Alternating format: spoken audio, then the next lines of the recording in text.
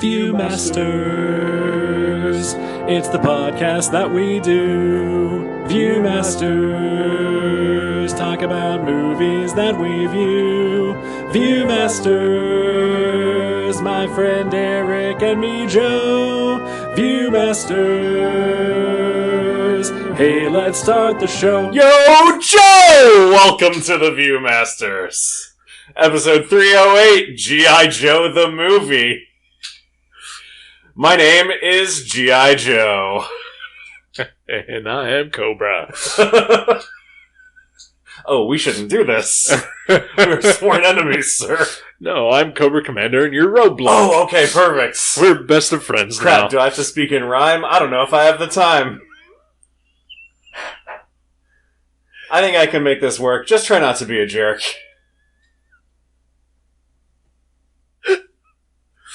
Good night, everybody. Not getting any better than this. Oh, welcome to the Viewmasters, episode 308, G.I. Joe the Movie. My name is Joe. My name is Eric. Hello, Eric. Just figured I'd do a hard reset. That's fine. So for the listener, this is the original 1987? Yes. Animated film, not the 2005? Maybe later than that? I don't know. Maybe 2008, 2009? Maybe. 2009 sounds right, actually, Yeah. now you mention it. The Rise of Cobra. Yes. Yeah. I forgot that had a subtitle. Yeah, that's the sequel to this one, so, I mean, they gotta set it off. It's true.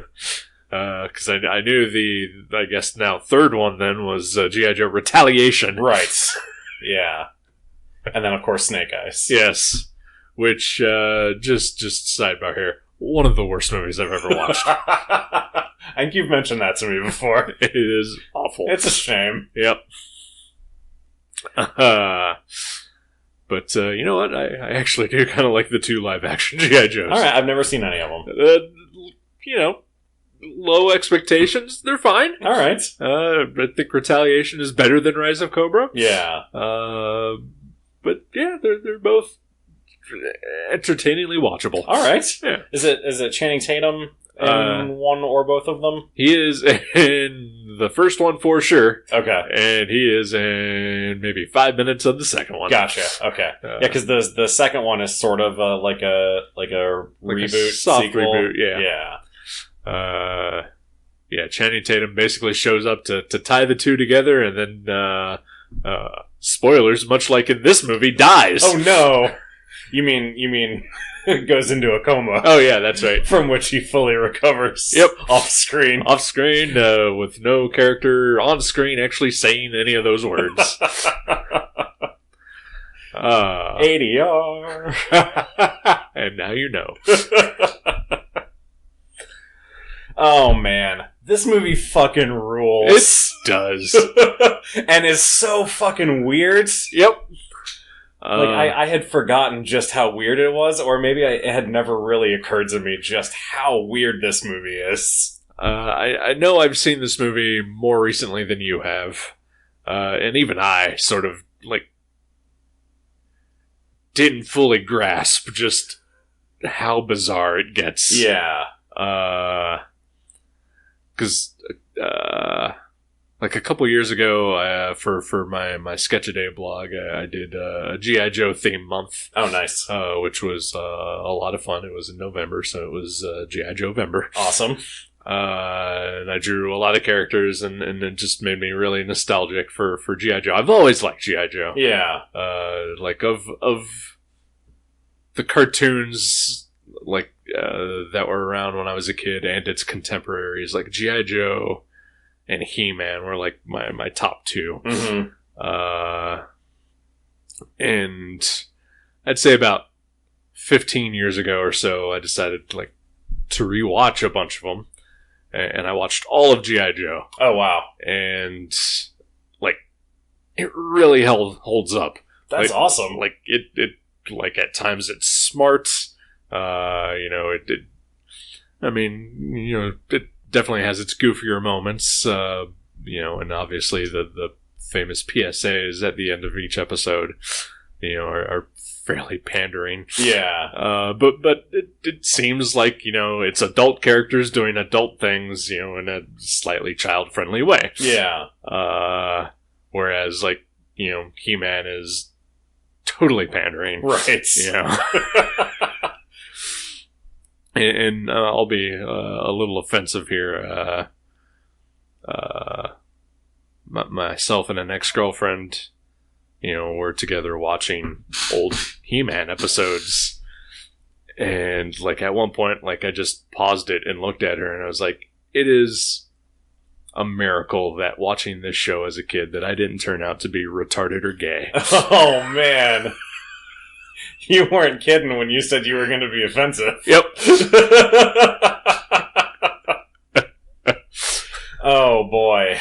But yeah, no, He-Man is really bad. Yeah, it's terrible. Yeah. But yeah, G.I. Joe, I think it's honestly, it's still really solid. Nice. And like at the start of the pandemic, and again, even though I couldn't be quarantined, because you just would not be contained. Exactly.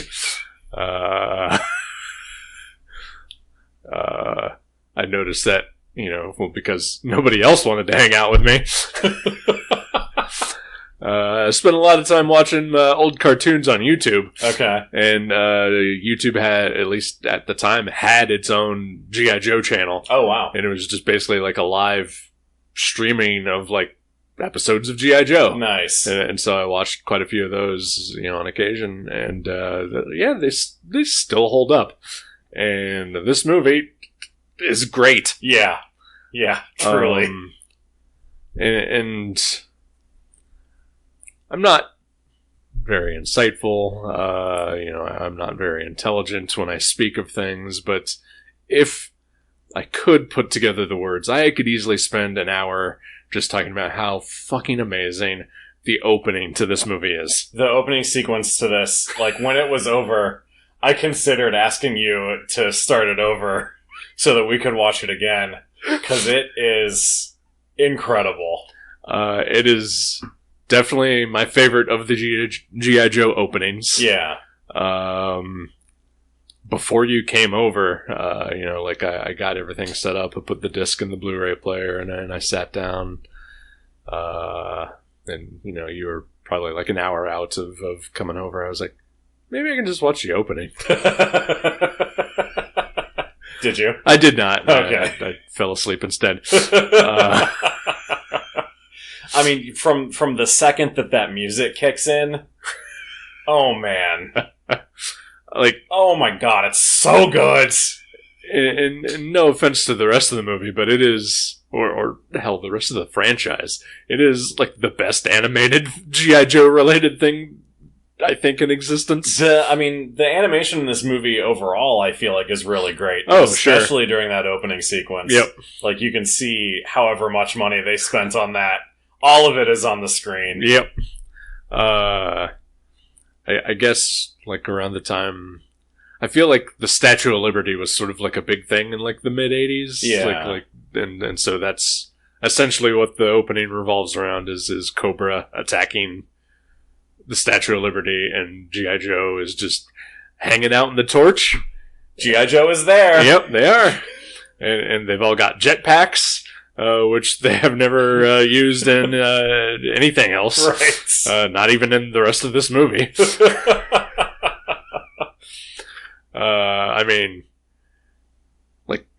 I've seen full 2-hour action movies that don't have nearly the action that the 2-minute theme opening has in this. Yeah. It's fantastic. It is spectacular. And had you said, hey, let's watch that again, absolutely.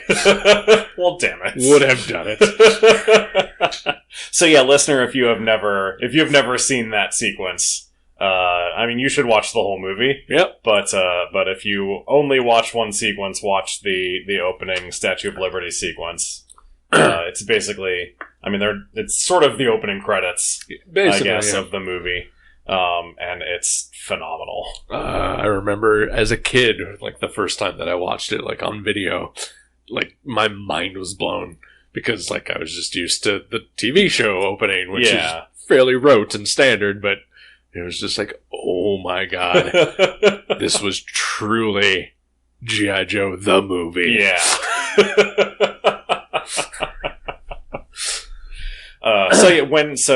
You said G.I. Joe was one of your things as a kid. Yeah. When did you first see this movie? When it came out on video. Okay. I did not get a chance to see it in the theaters. Yeah, I never did either. Yeah. Was this one even in theaters, or did it go straight to video? You know, you may be right, because Transformers went to theaters. Yes. Which came out first. Which directly resulted in... And Duke not dying? Yes. Right. Because Transformers the movie traumatized children. Right. I tell you though, Duke getting stabbed by that snake thing, yeah, still fucking traumatic. Yeah. I mean, there's blood and everything. He gets snaked through the heart. Yeah. Whoa. I see what you did there. Not proud of it. Yeah, there's a lot of things in this that traumatized me as a kid, if I remember correctly. I mean, you mentioned just how weird this is, and watching it now as a 44-year-old man, it kind of traumatized me now. Yeah. Because I feel like I had truly forgotten just how gross and Lovecraftian the entire Cobra Law sequences are. Yeah. It is just full of, like, vaginas and tentacles. It's funny because it's true. Yeah. Like it is just gross and squishy. Yeah. I remember the sequence where, oh shit, what's her name? The woman from Cobra Law. Pythona, thank you. I remember the sequence where she infiltrates the Cobra base and is like shrouded in a cloak and you can't really see her. Yeah. And she's got all these weird like fucking plant weapons. Yep. And people are screaming and getting spored in the face and stuff's grabbing their faces, and that part scared the shit out of me as a kid. Yeah. It's horrifying. Nemesis Enforcer, everything about Nemesis Enforcer scared the shit out of me as a kid. Like, he's just this unstoppable killing machine with fucking giant elbow spikes. Yep. Yeah, it's so I when I did my sketch day, I was like thinking, oh, you know what G.I. Joe is? G.I. Joe is just like, it's a military team versus supervillains. Yeah, exactly. Cobra are just a group of supervillains who got together and are trying to take over the world, and G.I. Joe is just regular old, top-notch military dudes. Yeah. And now we're throwing in just, like, body horror. Just cosmic old entities that live underneath the earth. Yeah. Yeah, I was trying to figure out how do we get there? Like, as they're sitting down to write this movie, like, how is this an organic extension of what we know? Right. And the only thing that I can think of is that they wanted to explain why Cobra Commander sounds so fucking weird. Well, what if he's a snake person from prehistory? Well, then what? How did he become a snake person? Right. Well, there's a whole society of snake people. Yeah, so we essentially get the cartoon canonical origin of Cobra Commander in this. Yeah. Because, I don't know, did you ever read the comics as a kid? I never did, no. Okay, I never really did either. Like, here and there a little bit, and I do have somewhere... I got for free, actually. Like, the first... Like, when IDW first got the G.I. Joe license, they started reprinting a bunch of the Marvel stuff. Yeah. And I got, like, the first 5 collections of that, which I think is, like, the first 50 issues or so. Wow. Okay. And I tried reading some of them. They're kind of hard to get through at times. But I definitely feel like whatever origin they gave Cobra Commander in that was fairly mundane. Sure. Like I feel like he was like a used car salesman who just decided that he just fuck America, and he was gonna just start a terrorist organization to free the world from America's grip. Sure. Which I get it. I get it. Yep. Yeah. And I'd like to come back to that. All right. Is it about how G.I. Joe is pretty much just pro-military propaganda? Not exactly. Oh, okay, all right. It's more specifically about the movie. Okay, all right. But anyway, continue. And so having this be sort of the animated series version of his origin is real fucking weird. Yeah. But then again, we also have Serpentor, who in the TV series was cobbled together with the DNA of like 5 or 6 dead dictators throughout history. Right, yeah. Yeah, I do remember that. So I guess, they were kind of pushing the unreality of Cobra with that. Yeah, but even that is science. Like, True. that's genetic engineering. Like, this is just straight fantasy. Yeah. It's Lovecraftian. Yeah. I do remember my friend Bruce and I talking about how we learned what DNA was through the Serpentor miniseries of G.I. Joe. Right. It taught us things. In addition to all the PSAs. Right. Yeah.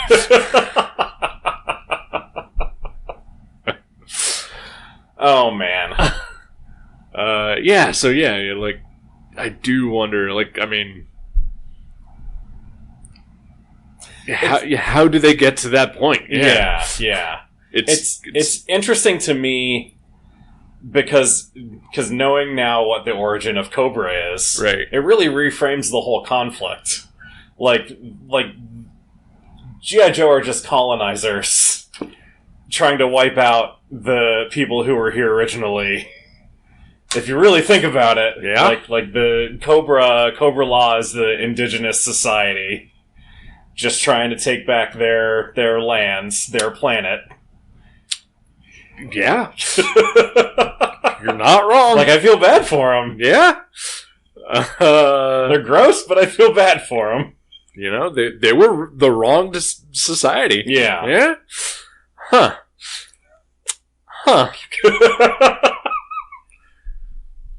I mean, I did mention the pro-military propaganda, which at times while watching it this time made me feel a little uncomfortable. Yeah. Was it when Sergeant Slaughter body slammed Nemesis Enforcer and said, "This one's for the US of A"?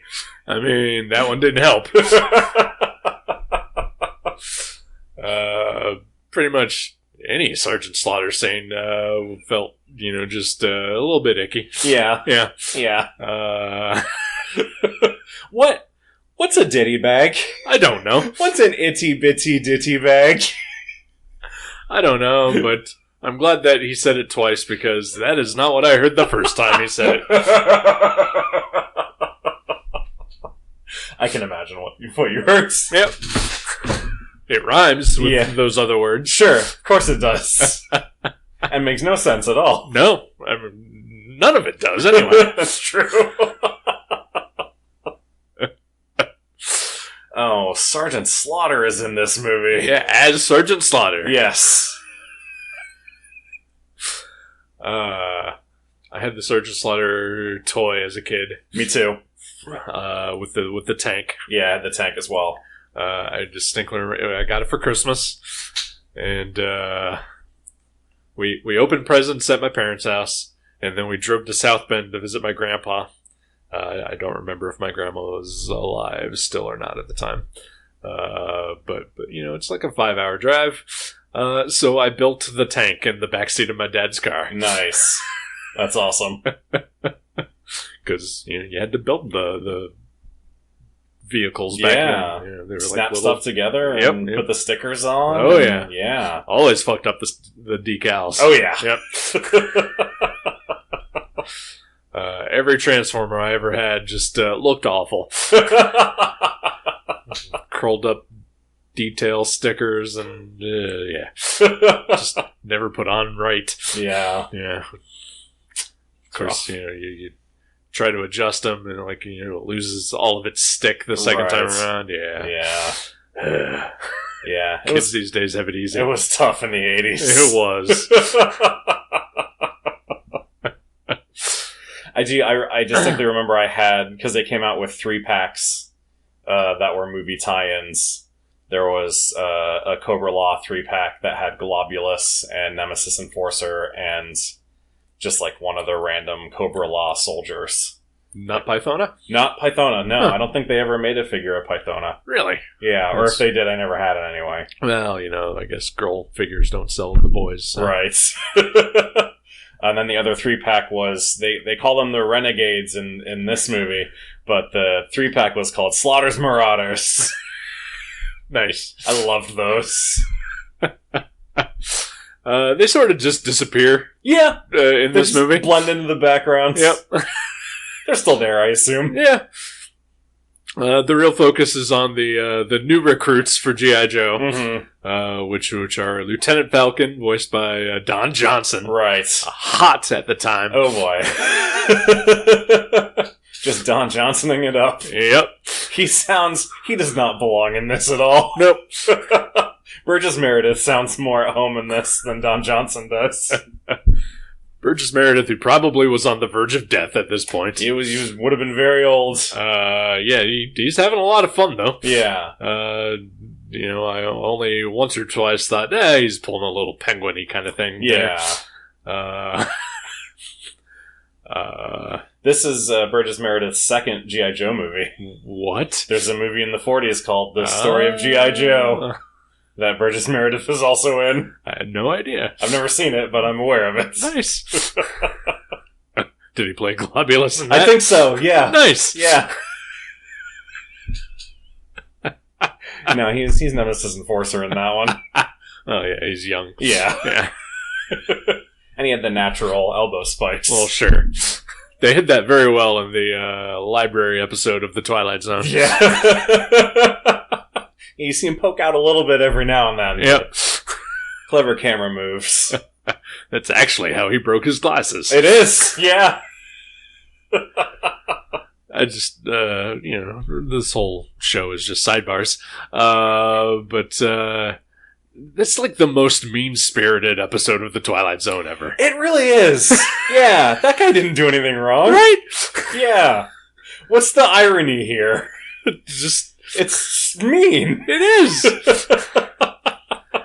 Especially, you figure Rod Serling would be a guy who would be pro-reading. Yeah. Nope. Yeah. If you want to be alone and read, fuck you, asshole. This is what you get for being antisocial. Yep. Yeah, I hadn't thought about that, but that's, very weird.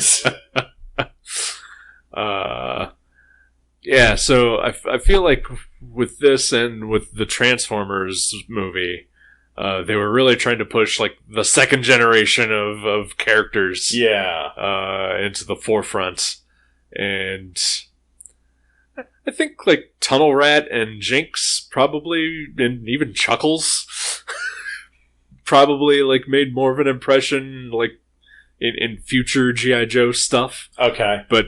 Did Lieutenant Falcon ever show back up ever again? Oh, if he did, I don't remember. I mean, certainly was never voiced by Don Johnson again, if he did. Yeah. Because, they had to offer him big Miami Vice money at that point. And probably already had his hit single out. Did he release a single? Oh, yeah. I did not know that. I believe it's called Heartbeat. Okay. All right. Look it up, listener. Okay. Don Johnson was fucking hot. I don't know if he's a good person or not. Yeah, I don't know. I know, his general history is a little sketchy here and there, especially, with his relationship to Melanie Griffith, for sure. Yeah. But at the same time, you and I saw Glass Onion last week. Yeah. And prior to that, I had rewatched Knives Out, Same. which he is in.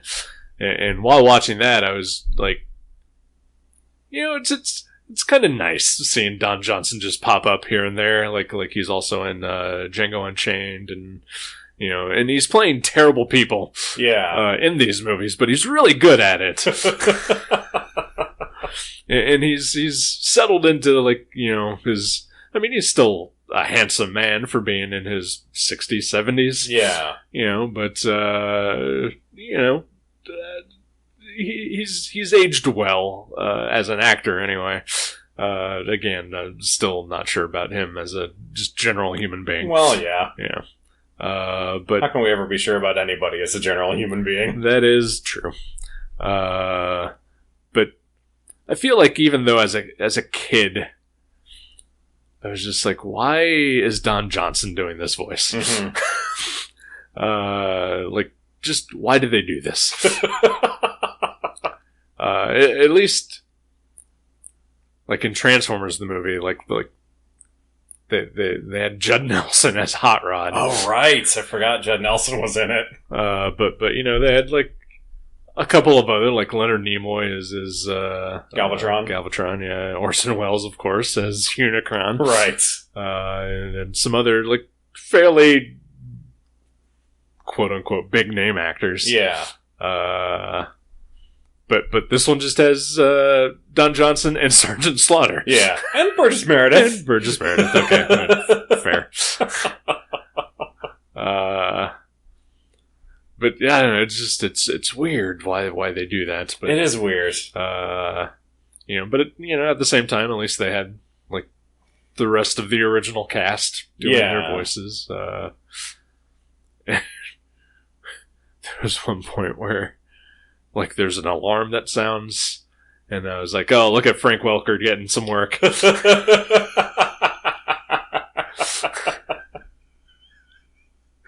I think he famously just does a lot of noises. I think you're right, and animals. Yeah. I did see, was he Nemesis Enforcer? I don't know. There was a recognizable name that was Nemesis Enforcer. Yeah. Nemesis Enforcer doesn't talk, he just grunts. Yep. It could have been. Frank Welker was in the cast list. He played a couple different characters, as did all the other big names, right. Especially the guy who voices Snake Eyes. Oh, clever. Another thing this movie reinforces with me is that I don't know why Snake Eyes ever became popular. Yeah. I get that he looks cool, but when I was watching the TV show and then watching this, he doesn't do much. Uh-huh. He's never had a big role. In the TV show, Spirit had a bigger sort of continuing arc throughout than Snake Eyes ever did. Yeah. So I was like, I don't know where the fan obsession with Snake Eyes came from. Maybe just from the comics. I was gonna say maybe just the comics. I mean, maybe looking cool is all it took. I mean, that's why Boba Fett is so popular. Is he looks cool? Fair.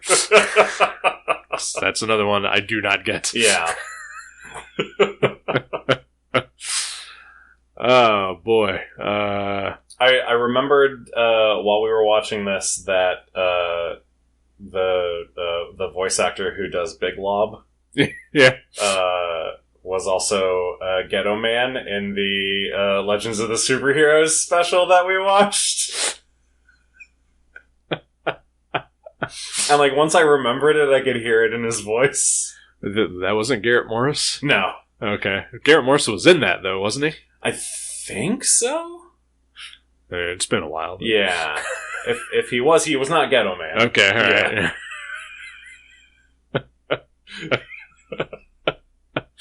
So yeah, nice connection to, to the previous Viewmasters fair. Nice. Big Lob is annoying in this movie. It is. Big Lob makes his move. Just the most annoying character trait of any G.I. Joe. Yeah. Referring to yourself in the third person. Yep. And announcing every single thing you're doing. Yep.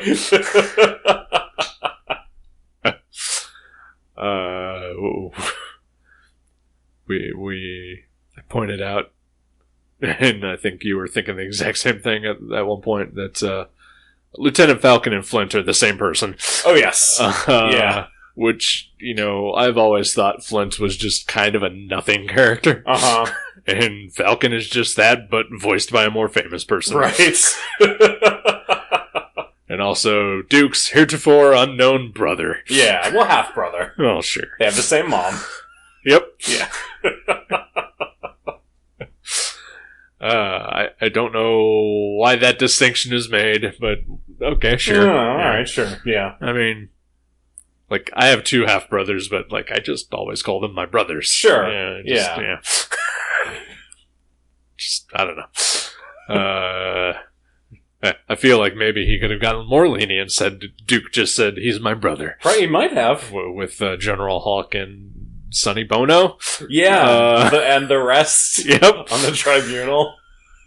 Maybe one of them was Doc, I think? I don't know. Yeah, I'm not sure. Yeah. I did notice that during the court-martial scene, so you have the General Hawk and the other judges there. But off to the side, Duke was, hanging out, watching. Yeah. With two other characters who I believe were part of the original figure line of Joe's. Oh, wow, okay. One of them being the Flash. I knew Flash! Flash always comes up when I'm searching for Flash figures on eBay. That's the only reason I know that character's name. I got very excited, but he was literally just a third of him was on the screen. Well, he's so fast. For a split second. Exactly. And, yeah, I could not point him out to you. But I got very excited. That's awesome. Always Wally. They did, speaking of Wally, they finally did a Funko Pop of Wally. They came out with a series of 7 that basically recreate the cover of Morrison and Howard Porter's JLA #1. Oh, wow. So there's the entire team. So there's a Kyle Rayner Green Lantern nice. Pop now too, and then Mullet Superman and excellent, all the good stuff. Yeah. Is the Flash shiny? I don't think he's shiny. I don't think any of them are really shiny. But he's very definitely Wally. All right. Yeah, they've all sort of got sort of cell shading type. Weird. Made to look like comic book art. So it's pretty neat. I'll have to look at those. Yeah. Once I get them, I'll show them to you. Okay. Because I pre-ordered all of them. Sure you did. My lady friend and I were talking about Funkos the other day, and just not understanding them in general. Yeah. I have a few, but 4. Yeah. And they're not things that really appeal to me. But every once in a while I see one and I was like, oh, that's kind of neat. Yeah. That's how they get you. Yeah. I've seen the Black Orchid one at Walmart a bunch, and I was just every time I'm just I should get that. Yeah. But then I'm why? Why not? Yeah. At least the ones that I do find appealing are the ones that are costumed or have a distinct look, and it's not just dude from Harry Potter, right? Who could look like any other dude from Harry Potter, yeah, or whatever. Guy from K-pop band, yeah. Who cares? It's a big head with big eyes. K-pop stans care. They shouldn't. They love their BTS. Alrighty. I love BTS too, behind the scenes. I do like behind the scenes stuff. I don't know any behind the scenes stuff about this movie. Me neither. Other than that they decided Duke shouldn't die. Yep. So on the VHS, so you had it on VHS, right? I rented it. I didn't own it until, gotcha. Yeah. Do you remember there being a PSA at the beginning? There was a pro voting PSA. No. With Spider-Man. What? Yeah. No, not at all. You should look this up. Wow. Because I remember thinking it was really weird, and I remembered it before we started watching it. Oh, it's weird that was on there. And then when the logo came on that said it was a Marvel production, sure, that cleared everything up for me. First Marvel movie? Howard the Duck. Oh, okay. And it came before this one. Second Marvel movie. And still, I own all of them except Eternals. Yeah. Complete your collection. No. Complete it. No. If someone gave it to you? No. No. Wow. All right. New Christmas gift plan. I'll tell you what, if you give it to me, I'll give you the money that I get from GameSwap for selling it. Son of a bitch. Oh, man. The whole $2. Yeah. So the plot to this movie is real complicated. It's super complicated. There's so much happening. It apparently all evolves around black entertainment television. Uh-huh, yeah. Yeah. Everybody wants it. Yep. Some people are trying to turn it off. Mm-hmm. Those people are racist. Yeah, it's true. Yeah, it's G.I. Joe wants to turn it off. Yeah. Yeah. I don't think an arm of the military should be allowed to control a device that powers the entire world. Yeah, it's weird that they're involved at all. Right? Before Cobra decides to steal it. Like, this is really an after-the-fact thing. Yeah. I don't know. Maybe I mean, it's never really explained who developed the broadcast energy transmitter. So maybe it was a military thing. I mean, I'm sure it was. Yeah. But also, I find it very hard to believe that the military would do something that would be for the good of humanity. Well, they primarily want to use it so they can have weapons that fire on their own. Well, no. Fair. They're inventing drone technology. Yeah. They're trying to phase G.I. Joe out. They are. Oh, shit. G.I. Joe shouldn't be supporting this. AI will come for us all. I look forward to the day I see my art used in an AI Me too. Piece of artwork. You or me. I'd love to see what an AI could do with my scribbles. I feel like there.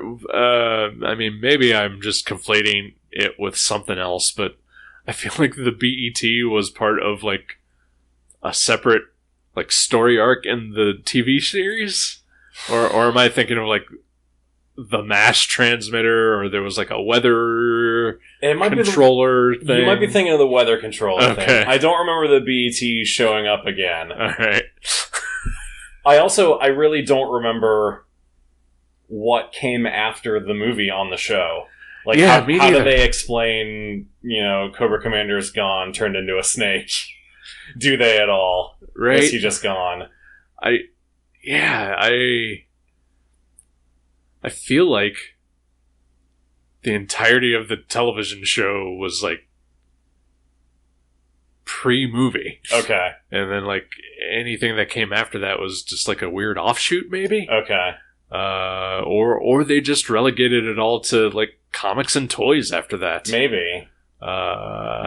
Cause like even in Transformers, like after the movie, like Hot Rod and Ultra Magnus were like around all the time. Yeah, and Optimus was dead for a while. Yeah. So yeah, like I don't remember anything like that in the cartoon. Yeah. And I especially don't remember like like Cobra Commander getting his weird flight suit thing that he wore for a while. The armor? Yeah. Which I really like. I really like that too. It's pretty cool. Yeah. But I don't remember that ever being animated either. Yeah. Well, I mean, it'd be probably pretty hard to animate it. It's pretty complicated. That's true. I drew it the once. Never again? Took a while. Yeah, like Cobra Law never showed back up again. Yeah. Like it leaves it open that like Globulus could return, you know, but I don't recall him ever coming back. Yeah. I mean, maybe I'm just wrong. I don't know. I'd be stunned if Globulus came back on the TV show. I mean, again, probably not voiced by Burgess Meredith right. if he was.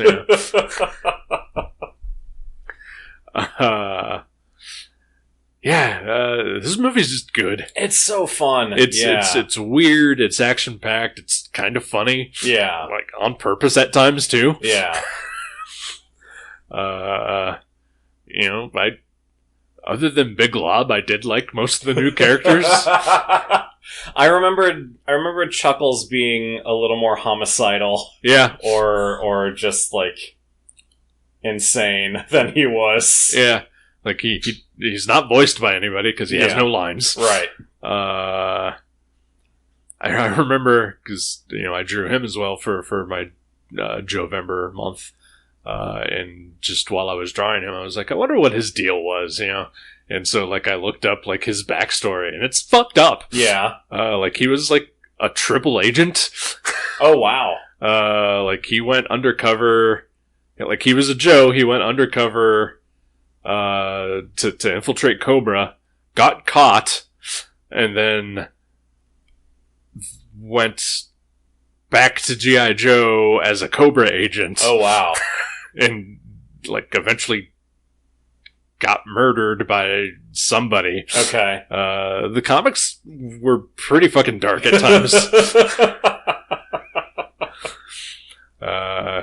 Like, I remember, like, as a kid, like, when I first started getting into comics, and I think at the time, I was just like, it's like G.I. Joe was for kids, like I don't watch G.I. Joe anymore, and my friend who got me into like X-Men and stuff like that, he was just like, well, you should read the comics because they're pretty dark, like people die. It's like, yeah, but like, every time they blow up like a plane in the show, like, 5 minutes later they're parachuting safely out. Mm-hmm. And he was like, no, they die. And then, like one Christmas, I got like one of those like Marvel grab packs that had like 30 Marvel books of like one specific month in there. Yeah. And there was a G.I. Joe in there, and like Roadblock like blows somebody's head off. Oh my god.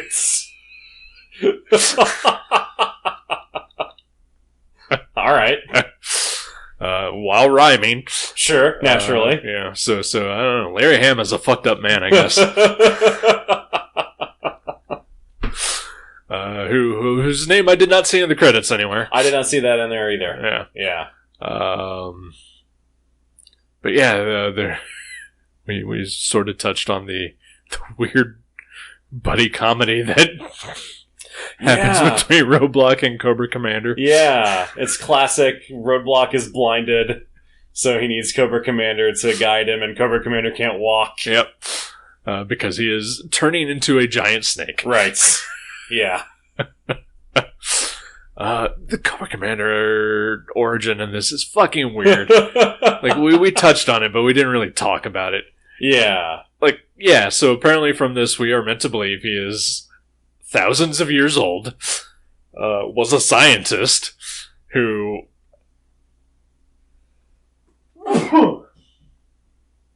spored himself and, like, grew, like, a bunch of eyes on his face. Yeah. And so Globulus decides to send him out into the world to destroy humanity. Yeah. Like you do. For sure. It makes total sense. But apparently, I guess, Cobra Commander lost sight of the mission. Cause, I mean, even the opening scenes of this movie with Cobra are just about how much of a fuck-up he is. Yeah. Yeah. Because he's just an imbecile, moron who screws up everything Cobra has ever tried to do. Yeah, I mean, they're not wrong. Nope, not at all. He is completely ineffective. Yep. I wonder if that's another thing that, was influenced from the reaction to Transformers. Yeah. Because I feel like, I mean, Jesus Christ, the body count in Transformers is insane. Mm-hmm. But there's the subplot of Starscream finally killing Megatron and taking over for a minute. Yeah. Because Megatron has fucked everything up, and then he becomes Galvatron and kicks a lot of ass. Yeah. So I wonder if there was maybe supposed to be a subplot similar to that where Commander gets ousted and Serpentor takes more of a... Serpentor was always weird. Like, I never understood what his role was. Yeah. And honestly, after watching this, still don't really. He's the Emperor. Okay, of what? Of Cobra. Okay. Cobra Nation. Which is separate from Cobra Law. Okay. Man, the more I think and talk about this movie, the more confused I get. So. But goddammit, it's worth watching. It really is. Yeah, I mean, so much of it is just total nonsense. Yep.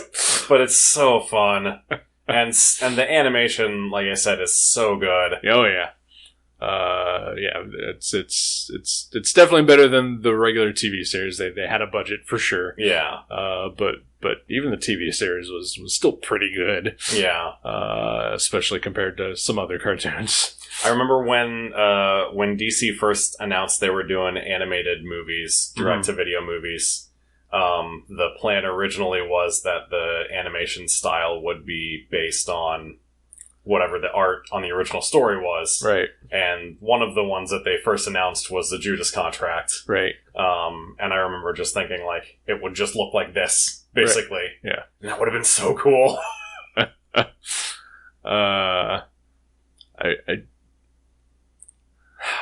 I'm sorry, you've gone off on this now. And it makes me think of The Killing Joke. And just, like, I wound up seeing the movie in theaters. Right. With one of our friends, and was just like, I think he paid for me, so like I didn't have to spend my own money on it. Because I was like, I don't want to see this, because like over the years, like the story of The Killing Joke to me has just become less and less appealing. Yeah. But like the one redeemable thing about it is that it's got Brian Bolland art. Yeah. And I kept going back to the original plan for the DC movies where they're going to look like the comics. And I was like, but how can you do Brian Bolland animated? Yeah. Like it is impossible. And that is, to me, the only redeeming factor of The Killing Joke. And they didn't. They couldn't. Yeah, right. Impossible. Yeah. And so that movie is a slog to get through because the one appealing factor of it is missing. Right. But yeah, it's like I could see a George Perez translating fairly well to animation. It's very clean and realistic enough. Whereas, like a Brian Bolland is heavy detail. Yeah. I could not see that working. I mean, we saw Romeo Tangal's name in the credits for this, and he inked Perez for a long time. So, right. Yeah. Missed opportunities. DC. Yep. Because they did eventually do the Judas Contract, and it was not great. No, it wasn't great. Yeah. I think we watched that together. We did. Yeah. Weird New 52-ish amalgamation. Yeah. Yeah, the DC movies got weird. Yeah. Yeah. I mean, nothing's changed, I guess. Right. Yeah. Except for the balance of power in the DC universe. The hierarchy. Oh, the hierarchy changed. I'm sorry. Shifted. For sure. Yeah. Who knows? I don't even know which way that's teetering now. I was flipping through Amazon earlier, and Black Adam is available to stream now. Okay. For rental. Okay. And it was on sale for $17. Oh, wow. I was like, I am not paying $17 to watch Black Adam. I will wait the few extra months until it's on HBO. Yeah, that seems like a good plan. Yeah. If even then, I've still never seen The Batman. Yeah. I like The Batman. I know you do. Oh boy. Any other thoughts about G.I. Joe the movie? It's so good. I don't know. Just what was your favorite G.I. Joe toy you had? Oh boy. I think it was probably Sergeant Slaughter and the tank. Yeah. I liked sets of things. I also really liked Serpentor and his little like sky sled thing. I had that one too. Yeah. I really liked that one as well. Yeah. I used to have Law and Order. Oh yeah, nice. And then I took them over to a friend's house, and his dog ate Law. Oh no! Not Order? Nope. Okay, well, Yep. respect for. He saw himself in Order. I think I did have a Tunnel Rat figure. Nice. If I remember, he came with like a drill. Okay. To tunnel through things. Naturally. Yeah. That makes sense. I do like that in this movie, he does get very horny for tunnels. Right. Ooh, a sewer. Oh, I can get wet in there. Do I hear running water somewhere? Yeah, I think the only one of them that they did not make a figure of for a long time was Big Lob. Yeah. And then eventually they did one of those, like, sort of a retro style figure of him a few years ago. I remember being excited about that because I tried to collect the new recruits. Nice. Dude, I feel like he was, because maybe they couldn't animate William the Refrigerator Perry. Yeah. That they just like changed him into Big Lob. Yeah. Like, what if Kareem Abdul-Jabbar was a G.I. Joe? I remember getting those G.I. Joe Order of Battles miniseries, and I remember seeing like Rocky Balboa was like in one of them, Right? Because like they were gonna make him a G.I. Joe, Yeah. and then it just never happened. Yeah. I did have his nemesis, Big Boa. Sure, I like Big Boa a lot. I did too. Yeah, And the little gloves. yep. It was so cool. I lost those things so fast. Oh sure. That was what was so cool about G.I. Joe figures is they had so many accessories. Yep. And like hats and backpacks and all this cool stuff. Yep. Oh, they're so great. They were. And of course, the old school ones, pose them twice and then the limbs go floppy forever. Right? Yeah. I remember when they came out with the 25th anniversary figures, the like early 2000s. Yeah. I went to Toys R Us one day before work and I bought them all. Nice. And then had them displayed for a while and then eventually sold them to Mavericks. Yeah. It's the way of things. Yeah. Did the same for the He-Man figures when they did those, the anniversary of those. Yeah. Yeah. I think I never had a ton of G.I. Joe figures. I did have like maybe like I remember one year for my birthday getting like a Cobra vehicle that had like a pilot in it. Okay. He was kind of, he wore like the standard sort of Cobra guard uniform, but it was purple. Okay. Yeah. And the toy itself felt more like it was like a mask vehicle, but it wasn't.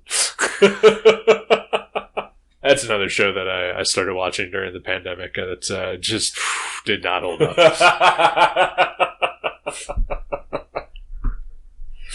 Oh, man. Nostalgia. Yeah. G.I. Joe the movie. It's fantastic. It's a great time.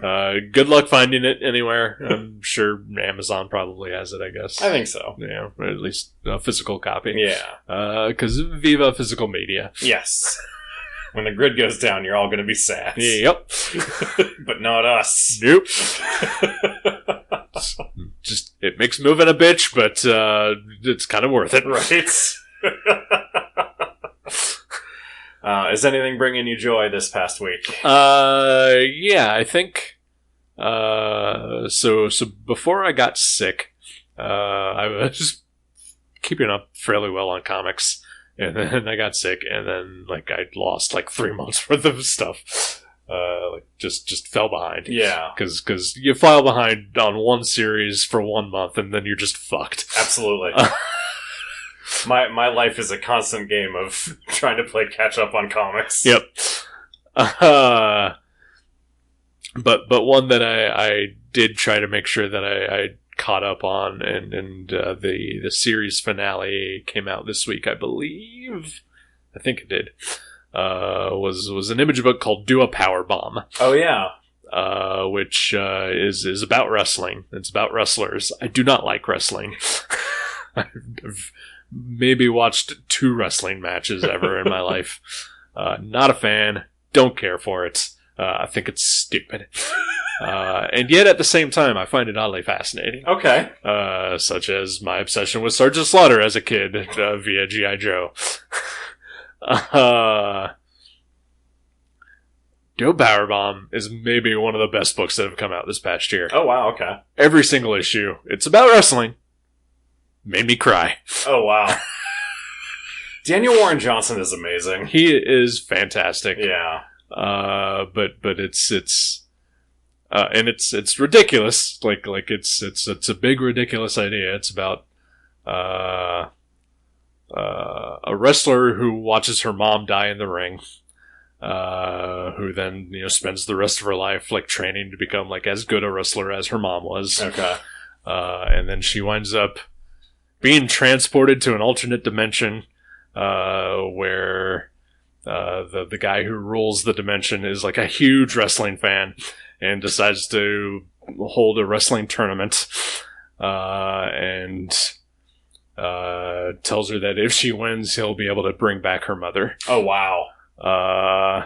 And so she has to choose a tag team partner, and she chooses the guy who basically was responsible for her mother's death. Oh my god. And it is magnificent. Like it is ridiculous, and it is funny, and it is fucking heartbreaking. And I read the final issue today, and I don't want to give it away, but it is pretty spectacular. All right. But at the end of it, it fucking made me cry again, and I was just like, God damn it.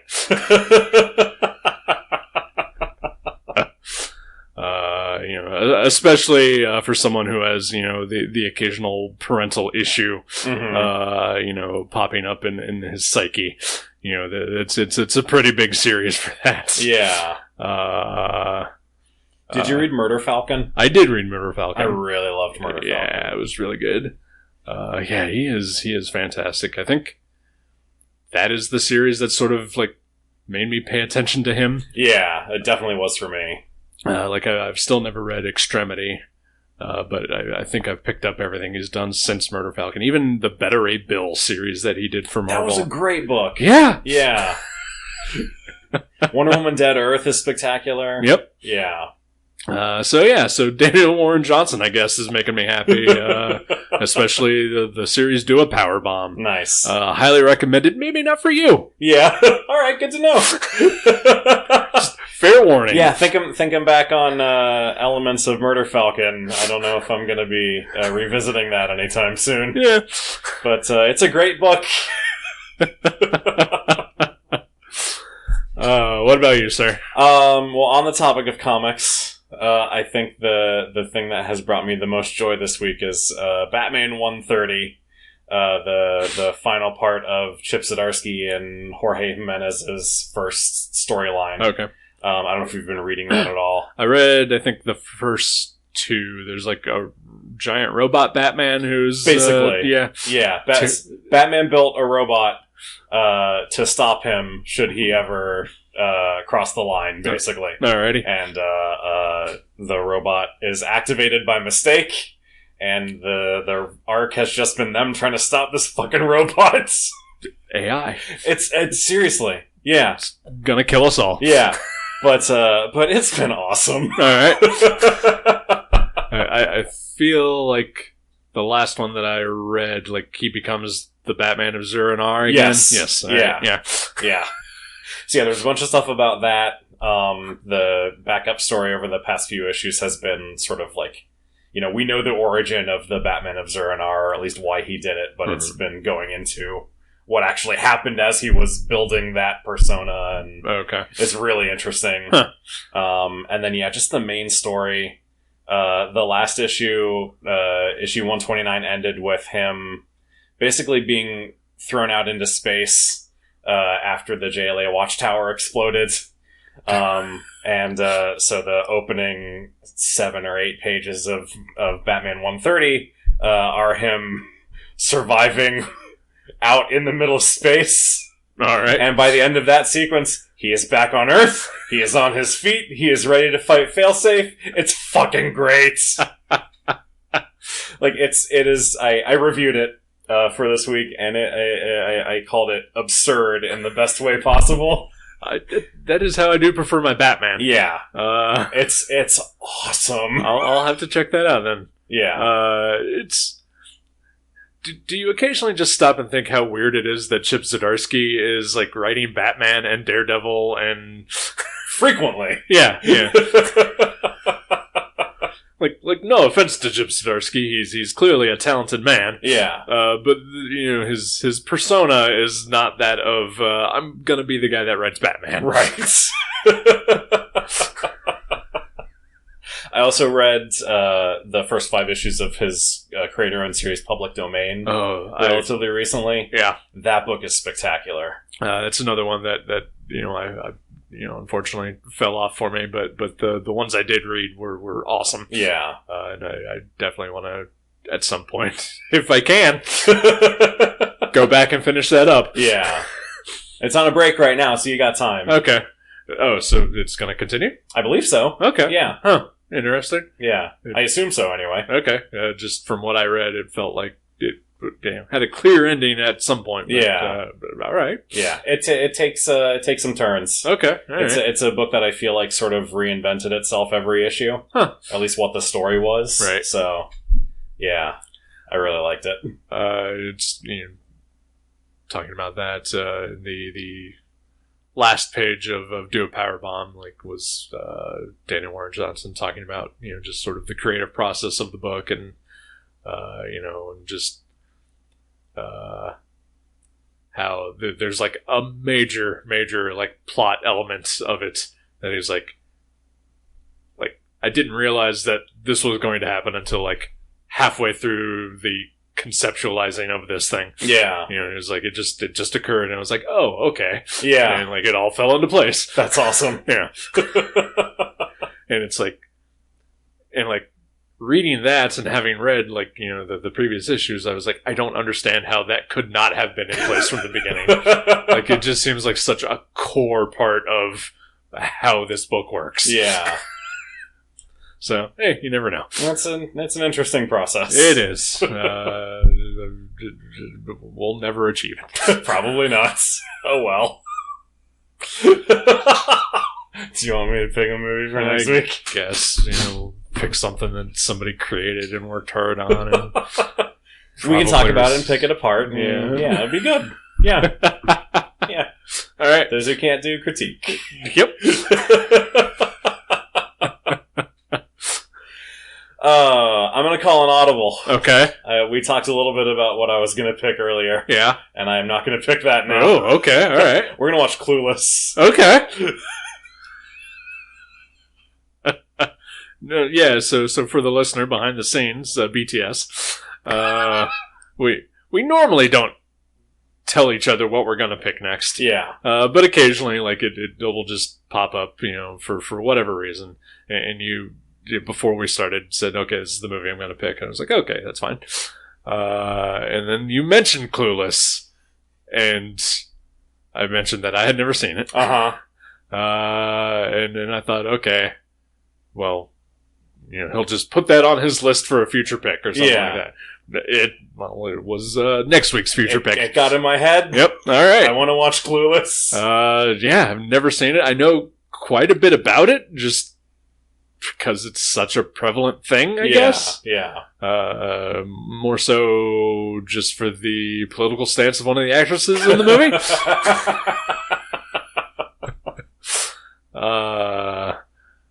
And I think Paul Rudd is in it? Paul Rudd is in it, yes. Is it like his second movie or something like that? It's early, yeah. Okay. I mean, because I know his first one was Halloween 6, The Return of Michael Myers. Right, obviously. Or Curse of Michael Curse Myers. of Michael Myers, yeah. He returns in 4, right? Yeah. Then 5 is Revenge, and 6 is Curse. Okay. Good talk. I honestly can't say I'm excited. Yeah. Because I feel like it's sort of one of those things that is like, well, if I've never seen it at this point, I'll just never see it. Okay. But I will happily watch it with you. Excellent. I'm excited to watch it with you. Is it streaming anywhere? I don't know, but I have it. Okay. Physical media. Yes. Exactly. I think all of our listeners should contact both you and me and find out exactly what all movies we own so that you can emulate our collections and watch along with us. I mean, I have a spreadsheet, and you've got something, right? The CLZ movies. Yeah. Yep. So we can just share those. Okay. Yeah. Yeah, I have a spreadsheet and what format it's all in, and if there are any good special features or whatever on there. So, yeah. All right, Clueless. Excellent. Movie I am mostly clueless about. Oh, we'll see you next week. Goodbye.